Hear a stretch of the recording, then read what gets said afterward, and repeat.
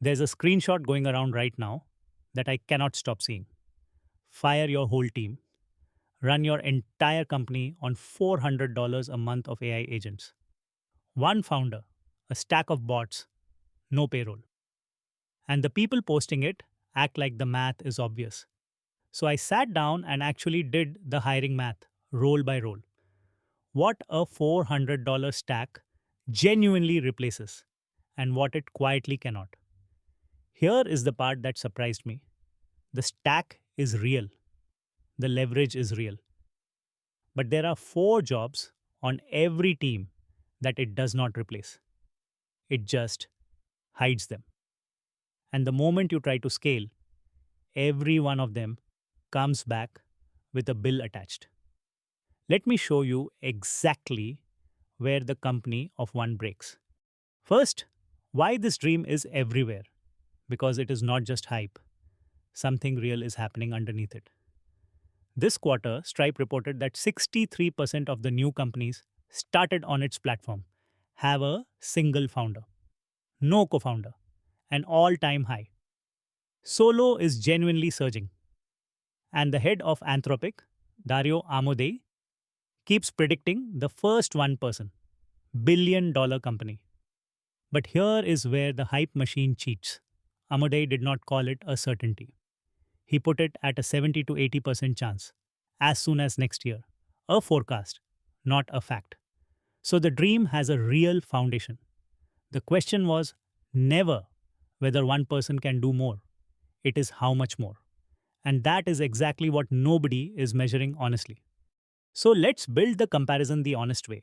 Picture the lean team. The pitch says you can fire one engineer, one designer, one analyst, one person running operations, one on marketing, five people. In salaries, that is somewhere around $400 to $600,000 a year. And the claim is that you replace all five with a stack that costs $400 a month. Claude for the engineering, a model for the design and the copy, another for research, automation tools to glue it all together. On a spreadsheet, $400 against half a million looks like the easiest trade in business history. So let's actually test it, role by role, starting with the part that is genuinely true. Here is what I am not going to do. I am not going to pretend the agents are useless, because they are not. This part is real, and it is the whole reason the conversation exists. A good agent stack genuinely writes the first draft of your code.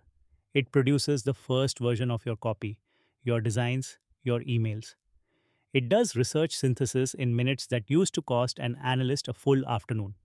It wires up the boring operations glue, the reports, the scheduling, the follow ups.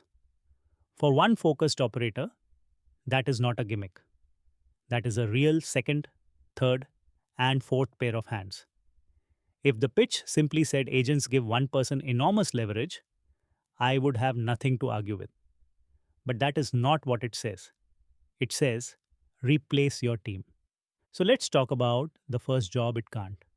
Break number one, the supervisor tax. When you replace a worker with an agent, you do not remove the work. You change your own job. You stop being the founder and you become the manager of a team that has to be checked on constantly. Every draft the agent writes, somebody reviews. Every action it takes, somebody approves. And that somebody is you. Look at Salesforce. Its CEO said on the record that the company expects to spend around $300 million on Anthropic's AI in 2026, almost all of it on coding, 300 million. And they still employ their engineers. They did not fire them. They moved them to supervising the agents. If the richest software companies on earth still need humans in the loop, your $400 stack does too. The worker did not disappear. The worker became you. Breaker number two, reliability. A teammate you can trust unsupervised is worth a salary. A tool that fails silently and at random is worth a lot less.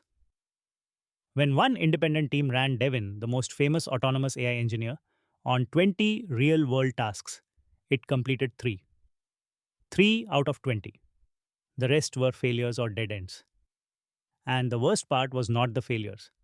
It was that they could not predict which tasks it would fail. On the public benchmark for resolving real software issues on its own, the fully autonomous numbers still sit in the low teens. Now, that is improving fast and it will keep improving. But an employee you have to double check on every single task is not a replacement.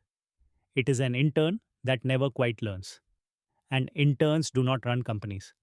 Break number 3, and this is the one almost nobody talks about: accountability. When a human on your team makes a serious mistake, there is a chain of responsibility.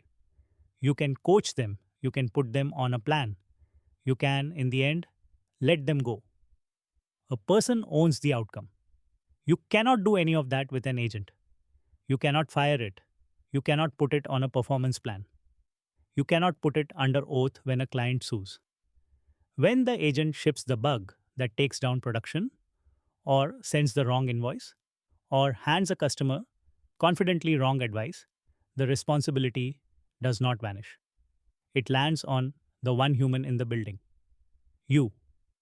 Liability does not scale down to $400 a month. It scales up to all of it.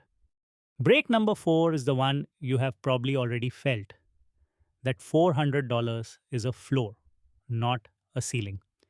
Every tool in the stack now bills by the token, by actual usage. Anthropic's own published estimate for heavy coding use is $150 to $250 a month per person, and the top tier of users blow well past 600. The moment you use the stack like a full-time team, the metered bill climbs fast.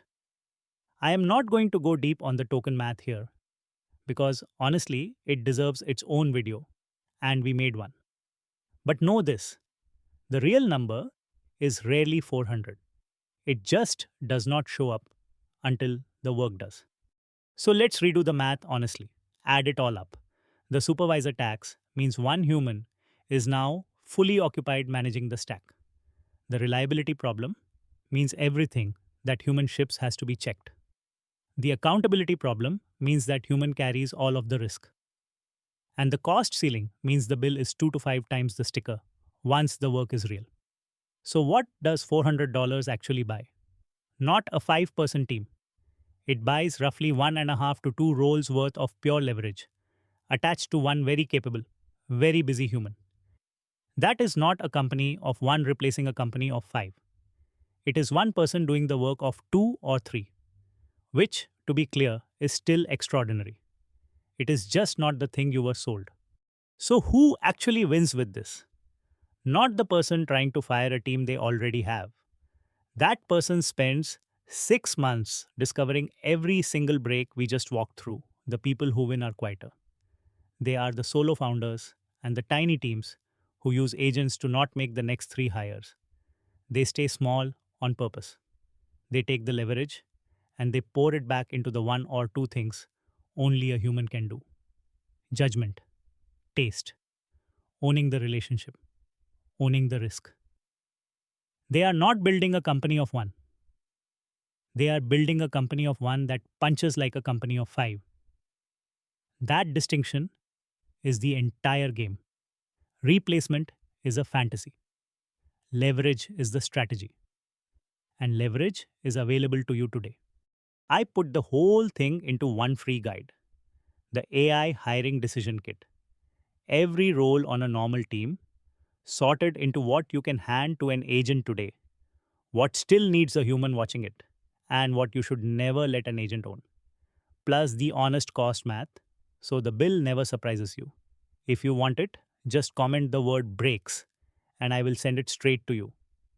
I make bite-sized AI drops every day on Instagram, and the full deep dives, like this one right here on YouTube.